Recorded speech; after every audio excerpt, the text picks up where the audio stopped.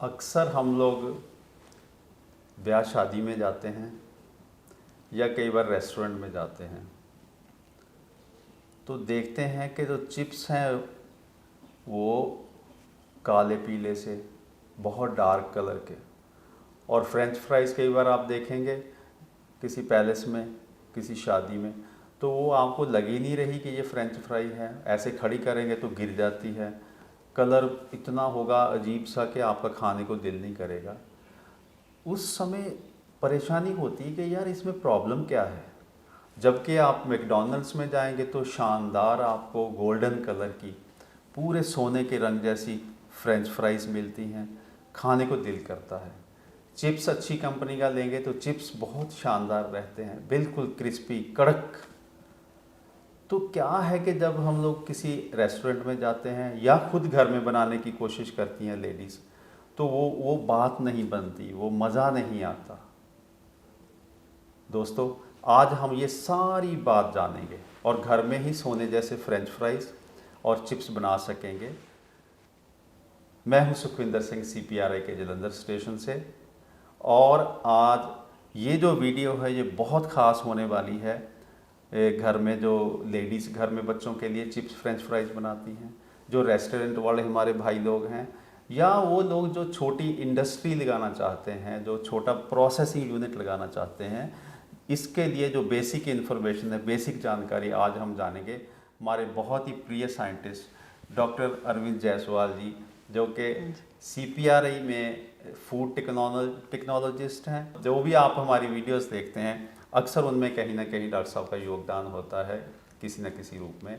और अरविंद जायसवाल जी ने, बात तो हम आज चिप्स और फ्रेंच फ्राइज़ की करेंगे सिर्फ, लेकिन इन्होंने कम से कम 20 प्रोडक्ट ऐसे आलू से डेवलप रखे हैं पहले से। जैसे आलू से बिस्किट हैं 7-8 तरह के, आलू का जो भी आप सोच सकते हैं कम से कम 20 प्रोडक्ट हैं। जलेबी है आलू से बनने वाली, सूखे पदार्थ हैं आलू से, और दलिया है, सूजी है, पता नहीं क्या कुछ है, और बहुत सी चीज़ें इनकी पेटेंट हुई हैं और जो कि ये लोग इंडस्ट्री को ज़रूरत के हिसाब से देते हैं।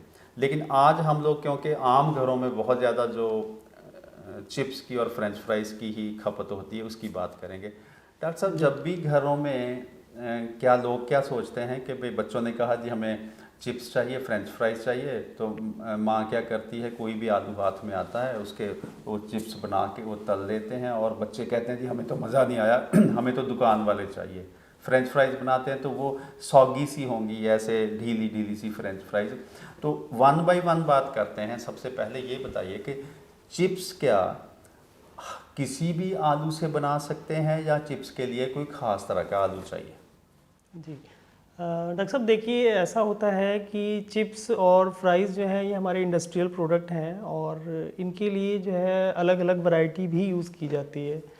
तो कहने का मतलब ये है कि हर आलू जो है भाजी सब्जी के लिए तो इस्तेमाल कर सकते हैं आप, लेकिन चिप्स के लिए नहीं कर सकते। उसके लिए अलग स्पेसिफिक वैरायटीज़ होती हैं। चिप्स होते हैं आलू के, या चिप्स की या फ्राइज़ होती हैं, इनके लिए ही जो है वैरायटीज़ ये बनाई जाती हैं। तो इसका मतलब ये हो गया कि स्पेशल वैरायटीज़ होती हैं। जी। मैं उन वैरायटीज़ का नाम तो आपसे बाद में पूछूंगा, पहले ये बताइए प्लीज़ कि भाई जो चिप्स बनाने के लिए क्या खासियत होनी चाहिए उस आलू में, क्या खासियत होती है जो चिप्स के लिए वैरायटीज़ बनाई जाती है? देखिए, चिप्स के लिए जो आलू होता है वो आलू अधिकतर जो है गोल होना चाहिए। आलू जो है गोल होगा, और उसमें ड्राई मैटर जो है उसका 20% के आसपास या उससे ज़्यादा होना चाहिए। ड्राई मैटर का मतलब होगा कि जो शुष्क शुष्क पदार्थ है पदार्थ, जो उसमें। अगर उसको सुखाएंगे तो सुखाने के बाद जो चीज़ बचती है उसको ड्राई मैटर बोलते हैं। अच्छा, मैं ये समझा कि 100 ग्राम अगर आलू लेके उसको सुखाएंगे, मान लीजिए 20 ग्राम बच गया पूरा सूखने के जी, बाद, तो हम कहेंगे उसका ड्राई मैटर 20 है। 20 है। और ठीक है। उसकी शुगर जो है उसमें ये स्टैंडर्ड रखा गया हुआ है कि 150 मिलीग्राम या 150 मिलीग्राम प्रति 100 ग्राम आलू से, इससे ज़्यादा नहीं होना चाहिए, इससे कम होना चाहिए। और अगर शुगर ज़्यादा होगी तो चिप्स का जो है वो रंग खराब जाता है, वो भूरे रंग की हो जाती हैं, तो वो देखने में थोड़ा सा अच्छा नहीं लगता, और खाने के लिए भी बहुत अच्छा नहीं रहता है वो। और आपने ये कहा कि शुगर अगर उससे ज़्यादा होगी तो उनके काले रंग के हो जाएंगे, जी, वो भूरे रंग के हो unacceptable जाते है, हैं। भूरे तो रंग जो के हो कि जाएंगे। मतलब अगर बच्चे ज़्यादा अमाउंट में खाते हैं तो उससे कई सारी दिक्कतें भी हो सकती हैं। डॉक्टर साहब एक बात होगी, आपने बताया उसका ड्राई मैटर मतलब शुष्क पदार्थ, दूसरा आपने बता दिया उसमें शुगर कम चाहिए या एक लिमिट में चाहिए, और तीसरा आप ये बताइए कि कुछ मैंने सुना है कि साइज़ की भी बात है कि ये इतने साइज़ का चाहिए, और चौथी एक बात साथ के साथ बता देना कि उसकी आंख गहरी नहीं चाहिए। ये भी मुझे लगता है कि आंख आंख का भी कोई है हाँ, चक्कर। आँख ही का है कि आँख जो है अगर बहुत गहरी होगी तो उसमें लॉसेस, पीलिंग लॉसेस जो है बहुत ज़्यादा होते हैं। इसलिए जो भी चिप्स या फ्राइज़ के लिए वैरायटीज़ बनाई गई हैं उनमें ये खासकर ध्यान रखा जाता है कि उसकी आँख गहरी ना हो, क्योंकि इससे लॉसेस ज़्यादा होते हैं। और रही बात साइज़ की, साइज़ जो है चिप्स के लिए स्टैंडर्ड रखा गया है कि ये 45 से 80 मिलीमीटर या 4.5 से 8 सेंटीमीटर के बीच का आलू होना चाहिए। आलू गोल होना चाहिए, और इसके अलावा आलू का जो है पिगमेंटेशन भी बहुत ज़्यादा नहीं होना चाहिए। तो ये वैरायटीज़ अदरवाइज़ फिर वो चिप्स के कलर को भी इफ़ेक्ट करती हैं। ठीक है, ठीक है। एक डॉक्टर साहब साथ के साथ ये भी बताइए कि जो कोई भी वैरायटी का आलू जब हम लोग 2 से 3 डिग्री में जो कोल्ड स्टोर में जब उसको स्टोर करते हैं तो उसमें थोड़ा मीठापन ज़्यादा आ जाता है और वो चिप्स के लिए सही नहीं रहता। तो जो ये जिसको अक्सर दुकानों पे पड़े रहते हैं पैकेट्स, वो कहते हैं कि शुगर फ्री है। वैसे चलो शुगर फ्री तो वो नहीं है, लेकिन उसमें शुगर कम डेवलप हुई है। तो वो भी थोड़ा बताइए कि जो चिप्स बनाने के लिए आलू का स्टोरेज भी कुछ अलग से होती है। जी, आलू जैसे आपने चिप्स का वैरायटी तो ले लिया आपने, है ना, पर बनाते वक्त शुरुआत में आपने बनाया बहुत अच्छा है, लेकिन जो आपके पास ज़्यादा अमाउंट था वो आपने स्टोर कर दिया। तो स्टोर करने पे होता क्या है कि जो आलू का स्टार्च है वो ब्रेक डाउन हो करके शुगर में कन्वर्ट हो जाता है। तो शुगर जो है वो रिड्यूसिंग शुगर्स भी होती हैं और भी कई सारी शुगर होती हैं। तो ये सारी शुगर्स जो है जब हम फ्राइंग करते हैं तो इसमें एक मिलार्ड रिएक्शन होती है, उसकी वजह से जो है वो उनका कलर ख़राब जाता है, वो ब्राउन रंग के हो जाते हैं, भूरे रंग के, जो कि क्वालिटी को भी ख़राब करती है और खाने के लिए भी ठीक नहीं है। तो इसका मतलब ये होगा कि मोटे तौर पे चिप्स की बात करें तो पहली बात तो उसमें ड्राई मैटर 20 से ज़्यादा चाहिए। 20 से ज़्यादा। दूसरा उसमें शुगर आपने कहा कि जो जिस लिमिट में है वो उतनी होनी चाहिए। जी। तीसरा उसका साइज़ जो आपने बता दिया कि बहुत छोटा भी नहीं होना चाहिए, बहुत बड़ा भी नहीं होना चाहिए, एक मीडियम साइज़ हो गया।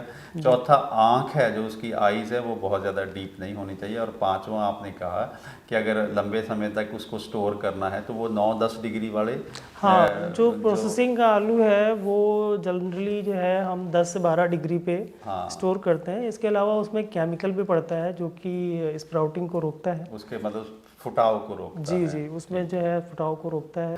अगर कोई छोटी इंडस्ट्री लगाना चाहता है, प्रोसेसिंग इंडस्ट्री लगाना चाहता है, तो उसको क्या ख्याल रखना चाहिए कि किस तरह से किसी प्रोफेशनल बंदे की मदद लेनी चाहिए? ऐसा नहीं है कि जस्ट सोचा और फैक्ट्री डाल दी, बाद में नुकसान हो गया। अब डॉक्टर साहब ये तो आज हमारा जो मेन फोकस है ज़्यादा हम लोग रेस्टोरेंट और घरों में जो बनाते हैं ये जो प्रोसेस्ड प्रोडक्ट्स, उनको ही एक तरह से हम लोग समझाना चाहते हैं कि क्या क्या कहाँ गलती हो रही है। दूसरा डॉक्टर साहब ये है कि जो फ्रेंच फ्राइज़ हैं, क्या फ्रेंच फ्राइज़ के लिए भी यही रिक्वायरमेंट्स हैं या कुछ अलग हैं? फ्रेंच फ्राइज़ के लिए क्या होता है कि आलू जो है हमारा लंबा आलू प्रेफर किया जाता है और उसका साइज़ जो है 80 मिलीमीटर जो है वो होना चाहिए। और कम से कम जी, कम से कम 80 के आसपास हो, और इसके ऊपर भी चल जाता है। और शुगर की बात करें तो शुगर का वही है कि इसमें भी 150 मिलीग्राम प्रति 100 ग्राम आलू से कम होनी चाहिए शुगर। ठीक है। और ड्राई मैटर भी इसका 20% के ऊपर ही होना चाहिए, और आंखें भी कम गहरी हों। तो बाकी चीज़ें सेम है, बस साइज़ का ही इसमें डिफरेंस आ जाता है कि साइज़ जो है वो 75 से 80 तक चलता है।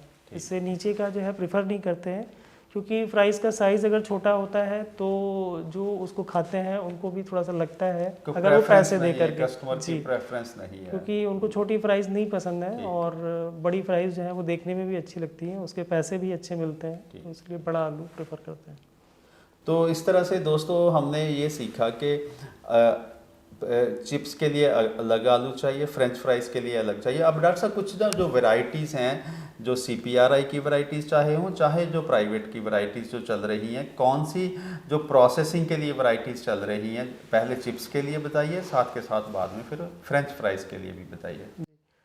चिप्स के लिए जो है CPRI की चिप्सोना वैरायटीज़ हैं रिलीज़ हुई हैं कई सारी, उसमें चिप्सोना 1 है और चिप्सोना 4, 3 ये सारे भी हैं, 5 भी आ रही 5 है। भी आ गई है। तो हाँ। जो कि मतलब इनमें ये होता क्या है कि इनका आलू जो है गोल होता है, तो ये चिप्स के लिए अच्छी हैं। इसके अलावा बाहर की वैरायटीज़ में देखा जाए तो एक LR वैरायटी है LR काफी जो चल कि रही काफ़ी है, ज़्यादा जो है लाल लोग, रंग की जी है। जी, हाँ उसका जी। छिलका लाल रंग का होता है और उसका फ्लैश जो है थोड़ा सा पीला सा होता है, तो वो बहुत अच्छी जो है क्वांटिटी में आपको मार्केट से भी मिल सकती हैं, तो वो ज़्यादा चलती हैं। और अगर हम फ्राइज़ की बात करें तो फ्राइज़ के लिए CPRI की कुल्फ़ी फ्रायोम वैरायटी है जो कि अभी नई डेवलप हुई है, तो काफ़ी अच्छी वैरायटी है। और इसके अलावा कुफरी जो है फ्राइसोना वैरायटी है और फ्राइसोना। इसके अलावा कुछ लोग जो है अगर अवेलेबल नहीं होता है तो चिप्सोना 1 जो है वो भी यूज़ कर लेते हैं कभी कभी। तो चिप्सोना 1 एक ऐसी वैरायटी है जो चिप्स और फ्राइज़ दोनों के लिए काम आ जाती है। अच्छा डॉक्टर साहब, अब जो मिलियन डॉलर क्वेश्चन ये है कि बच्चों ने जिद कर दी घर में कि भाई मम्मी मुझे तो अभी ही घर में या तो दुकान से ला के दो या अभी मुझे ना फ्रेंच फ्राइज और चिप्स बना के दो। और वो जो मम्मी जी होती हैं उनको बेचारी को पता भी नहीं होता मेरे घर में कौन सा आलू पड़ा है, वो कोई भी आलू पड़ा हो सकता है, लेकिन बच्चे की जिद है। अगर उसी आलू से जो बनाने हों चिप्स, फ्रेंच फ्राइज बनानी हो, तो चलो फ्रेंच फ्राई थोड़ी साइज़ में छोटी कम लंबी हो जाएगी मान लिया, क्या उसी आलू को कुछ सुना है कि नमक वाले पानी से धो के या कुछ कुछ करके बताते हैं, आप ही समझाते रहते हैं बच्चों को, स्कूल वालों को, तो उसी से ही थोड़ी सी क्वालिटी इंप्रूव कर सकते हैं जो भी घर में पड़ा हुआ था? देखिए कुछ हद तक तो हम कर सकते हैं पर बहुत ज़्यादा ये तरीके कारगर नहीं होते हैं। हाँ। क्योंकि प्रोसेसिंग की वैरायटीज़ जो है अगर आप लोगे तो फ्राइज़ की क्वालिटीज़ अच्छी बनती है। अगर घर में जो आलू आपको मिलता है वो लोगे आप तो फ्राइज़ जो है वो अच्छी नहीं बनती हैं। आप मतलब कितना भी ट्रीटमेंट कर लीजिए उससे नहीं होता है। पर इसमें होता क्या है कि अगर आप घर वाला आलू यूज़ करते हैं तो फ्राइज़ आपकी ब्राउन ब्राउन बनेगी और जो है फ्राइज़ जो है वो एकदम सॉगी सी होंगी, सॉफ्ट सी होंगी, तो बच्चे फिर वो पसंद नहीं करते हैं।